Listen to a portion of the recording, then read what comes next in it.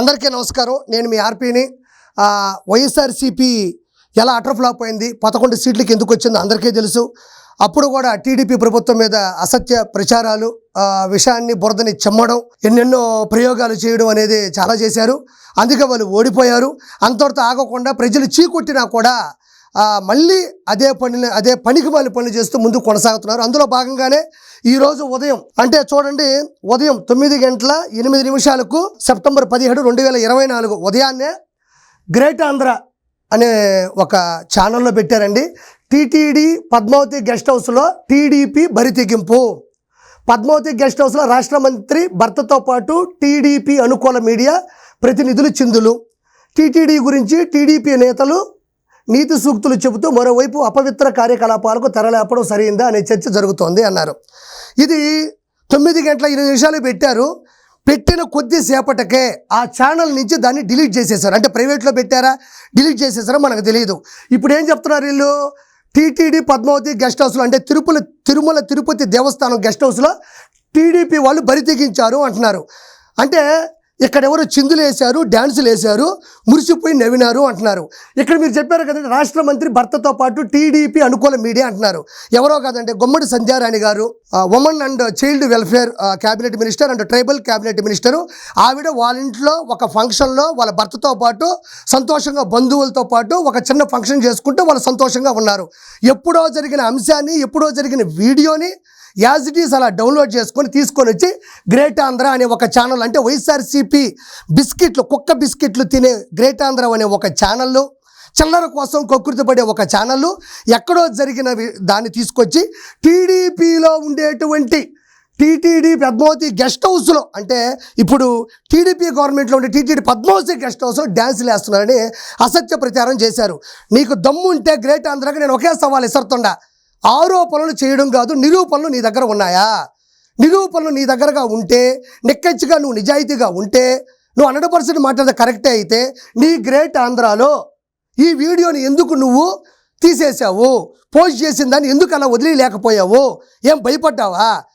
అంటే ఎవరు ఏమీ అనర్లే, ఏదో వైఎస్ఆర్సీపీ వాళ్ళు ఇచ్చే పేటీఎం బ్యాచ్ ఇచ్చే డబ్బులు తీసుకొని ఏ సైటో కారో కొనుక్కుందాం అనుకున్నాడు గ్రేట్ ఆంధ్ర వాడు. కట్ చేస్తే ఎప్పుడైతే వ్యతిరేకత వచ్చిందో, ఈ వీడియో పలానా చోట ఉన్నింది, వాళ్ళ ఇంట్లో వాళ్ళు ఫంక్షన్ చేసుకున్నారు, వాళ్ళ ఇంట్లో ఏదో చిన్నపాటి సంతోష కార్యక్రమం జరిగింది అని తెలిసేసరికి భయపడి తీసేశాడు. ఇది ఫేకు.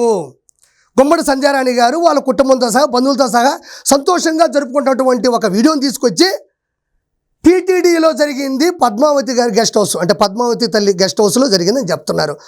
తిరుమలలో పైన జరిగితే ఆ ఆరోపణలకు నిరూపణలు చూపిస్తూ ప్రశ్నించవచ్చు, బెదిరించవచ్చు, ఎదిరించవచ్చు. అది నిజమని వాస్తవాలు బయట పెట్టకుండా ఎందుకు తీసేశారు? నేను ఇంత ముందు కూడా చాలాసార్లు చెప్పా, తిరుమల తిరుపతి దేవస్థానం జోలికి పోబాకండి. దాని జోలికి పోవడం వల్లే వైఎస్ జగన్మోహన్ రెడ్డికి 2 పంగనామాలు 11 సీట్లు వచ్చాయని నేను మొత్తుకున్నా. ఏది? టీడీపీ గవర్నమెంట్ గెలవకు ముందే వెంకటేశ్వర స్వామి నిన్ను ఎగిస్తంతాడు, నువ్వు తప్పు చేసినావు, నీ సాక్షి పేపర్ కావచ్చు, నీ గ్రేట్ ఆంధ్ర కావచ్చు, నీ దగ్గర ఉన్నటువంటి కుక్క ఛానళ్ళన్నీ కూడా అసత్య ప్రచారాలు చేయొద్దు. టీడీపీని దుమ్మెత్తిపోవడంతో పాటు టీటీడీని కూడా భ్రష్టు పట్టించావు. కాబట్టి నువ్వు ఓడిపోతావన్నా అతను 11 సీట్లకి వెంకటేశ్వర స్వామి తంతే కింద వచ్చి పడినాడు. నేను ఈరోజు చెప్తున్నా, ఇది తిరుమల తిరుపతి దేవస్థానం సంబంధించిన పద్మావతి గెస్ట్ హౌస్లో జరగలేదు. జరిగిందని నీ దగ్గర ఉంటే నువ్వు ఎందుకు ఈ వీడియోని తీసేసావు? ఎందుకు అసత్య ప్రచారాలు చేస్తున్నావు? ప్రజలు దయచేసి ఇది వినండి. పద్మావతి గెస్ట్ హౌస్లో ఎవరు పుట్టినరోజు, ఏ ఫంక్షన్ జరిగితే చేసుకున్నారు? ఎందుకు ఆ వీడియోని తీసేయాల్సి వచ్చింది? వైఎస్ఆర్సీపీకి అదనపు బలమే కదా. నిజంగా పద్మావతి గెస్ట్ హౌస్లో ఇలాంటి ఫంక్షన్ చేసుకుని డ్యాన్సులు వేస్తే అది వైఎస్ఆర్సీపీకి ప్రధాన బలం. అంత ప్రధాన బలాన్ని ఎందుకు డిలీట్ చేయాలా? ఎందుకు తీసేయాలా? మీకు ఇది ప్లస్ పాయింటే కదా, క్వశ్చన్ చేయడానికి ప్లస్ పాయింటే కదా. అంటే ఏదో పెట్టారు, భయపడ్డారు, జనాలు కూడా దుమ్మెత్తి పోశారు, దాన్ని డిలీట్ చేసేశారు. నేను మళ్ళీ చెప్తున్నా, నువ్వు ఏ విషయాన్నైనా దుమ్మెత్తి పోయాలన్నా, అసత్య ప్రచారాలు చేయాలన్నా, బయట ఏదైనా ఫంక్షన్ హాల్లో లేదా ఏమన్నా గ్రౌండ్సో లేకపోతే ఇంకేదన్నా ఇంట్లో పెట్టుకో.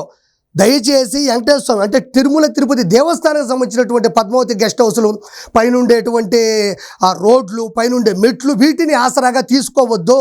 ఇప్పుడు వచ్చిన 11 సీట్లు కూడా వచ్చే రోజుల్లో 11, అంటే 11 = 1 - 1 = 0 అవ్వడం నిజం. నువ్వు తిరుమల తిరుపతి దేవస్థానంలో పద్మావతి గెస్ట్ హౌస్ ఇది జరిగిందని చెప్తున్నావే, నేను అడిగిన దానికి సమాధానం చెప్పు. అన్నదానాన్ని అవహేళన చేసింది ఎవరు? లడ్డూ ప్రసాదాన్ని పాడు చేసింది ఎవరు? హుండీలో ఉండే ఆదాయాన్ని స్వార్థం కోసం వాడుకున్నది ఎవరు? పైన ఉండే కొండ మీద ఉండే పూజారుల్ని పండితుల్ని భయపెట్టి బాధపెట్టి బ్లాక్మెయిల్ చేసింది ఎవరు?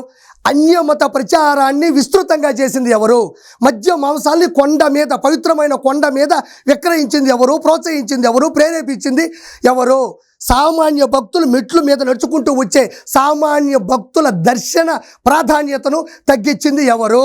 తిరుమల కొండ మీద ఉండే దర్శనాల్ని వ్యాపారాత్మకంగా మలిచింది ఎవరు? తిరుగులేని శక్తి ఉన్న తిరుమల కొండ మీద రౌడీ దౌర్జన్యమైనటువంటి రాజకీయాన్ని ప్రవేశపెట్టింది ఎవరు? వైఎస్ జగన్మోహన్ రెడ్డి కాదా? ఇవన్నీ చేయబట్టే కదా ఆ వెంకటేశ్వర ఎగిస్తంత ఈరోజు ఇట్ట పడ్డారు. కాబట్టి దయచేసి ఏదైనా మాట్లాడాలన్నా కొంచెం చూసి మాట్లాడండి. అబద్ధపు ప్రచారాలు వద్దు, విష ప్రచారాలు వద్దు, బురద చల్లే ప్రచారాలు వద్దు. జనాలు చూస్తున్నారు. 2019 పైన 2024 ఇలాంటివే చేశారు మీరు. దయచేసి వెంకటేశ్వర జోలికి వెళ్ళొద్దు, కిండలు చేయొద్దు, జంపాలు పడొద్దు, అబద్ధాలు చెప్పొద్దు. దయచేసి మళ్ళీ జగన్మోహన్ రెడ్డి పేటీఎం బ్యాచ్కి, జగన్మోహన్ రెడ్డి దగ్గర ఉండేటువంటి మనుషులకి కూడా చెప్తా ఉన్నా, దయచేసి ఇలాంటి అబద్ధపు ప్రచారాలు చెయ్యొద్దు. 2029లో ఉన్న 11లో నీకు ఒకటి వచ్చేది కూడా అవకాశం లేదు. మళ్ళీ డిజాస్టర్, అటర్ ఫ్లాప్ అయిపోతావు.